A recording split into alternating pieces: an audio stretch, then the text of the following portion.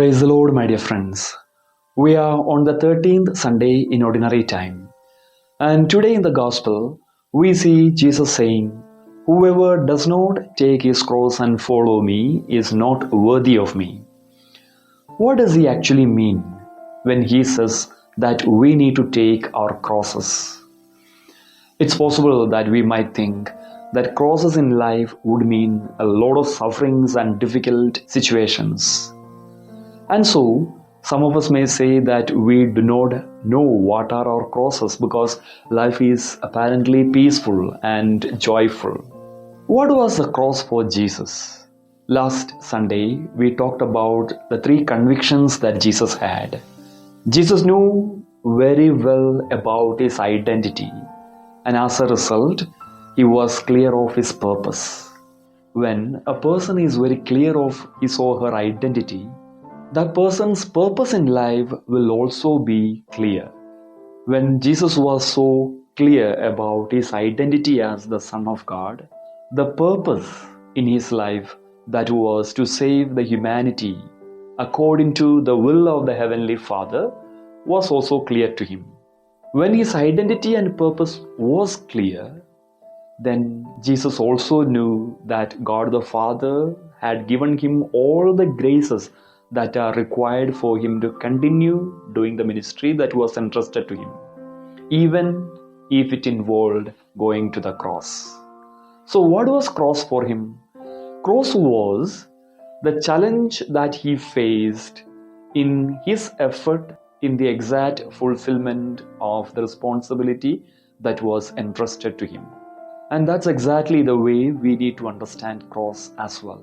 Crosses in our life are the challenges that we might face in our effort in the exact fulfillment of the responsibilities that are entrusted to us. So, as a student, what are the crosses? The crosses may be the difficulty that we find when we try to sit tight in our studies, the laziness that we might have in doing the assignment really well, or spending a little extra time in reading and gaining better knowledge about a topic that we are dealing with. Similarly, a teacher, a family person will all have their own crosses. Crosses need not mean an extra suffering that is added to our life. No, crosses are the challenges or difficulties that we face when we make an effort in doing our best in the responsibilities that are entrusted to us. Very often, we find ourselves losing our hope when we find crosses in life. When we feel that the challenges are more than what we actually expected. Some of us might have a tendency to take certain decisions that will make a drastic change in the responsibility that are entrusted to us. Imagine a student who is finding difficult in his studies, whiling away time in many other distractions. There we see the student not making an effort in the exact fulfillment of the responsibility that is entrusted to him. As a result, the plan of God in his life, for which his academic performance is also important, will suffer. Or look at a wife or a husband, or a father or mother, or a son-in-law or a daughter-in-law. Because of the challenges that they find in the exact fulfillment of the responsibility that are entrusted to them by the Lord, if they take a decision that substantially make a change in what is expected in their life by the Lord, then the plan of God in their life will suffer. So if you want to know what are your crosses, it's important to know what is expected of you by the Lord. And many times when we find crosses, we find ourselves taking our own decisions and going in our own ways. But then Jesus says, those who find their life will lose it. Why is that?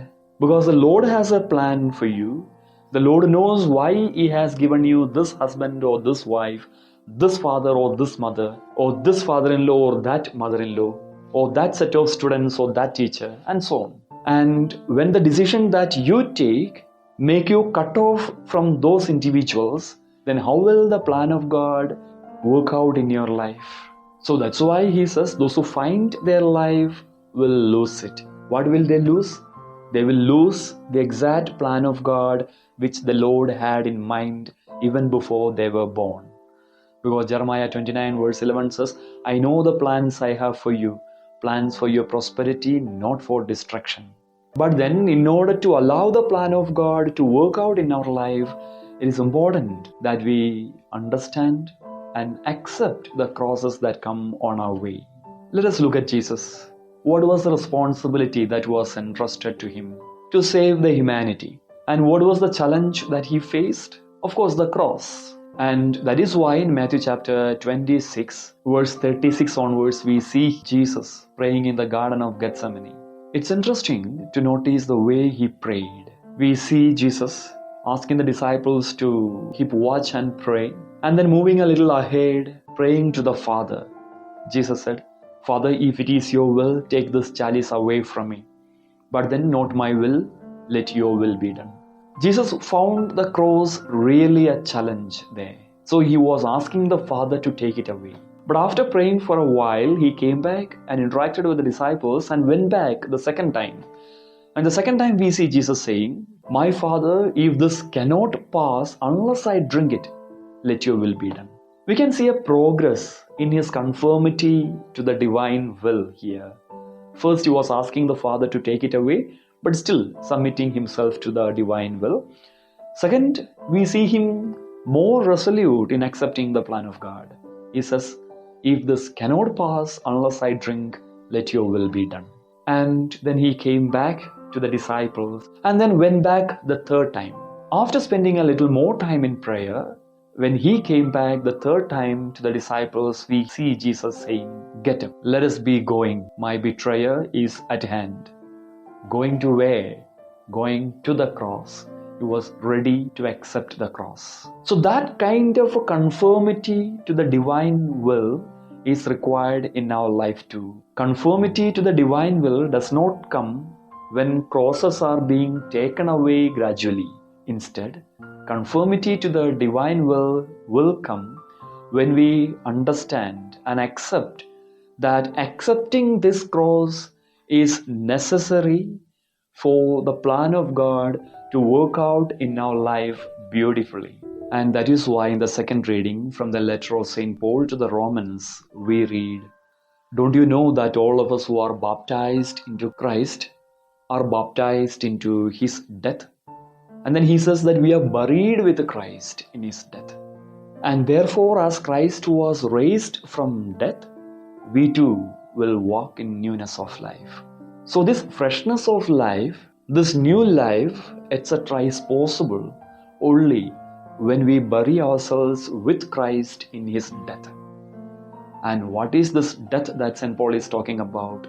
It is a death to our own personal desires, our own will, our own clingings to our grudges, ill feelings, lack of forgiveness, our own unwillingness to accept others as they are, and so on. It's only when we are willing to die to all these can the newness or freshness come into our life.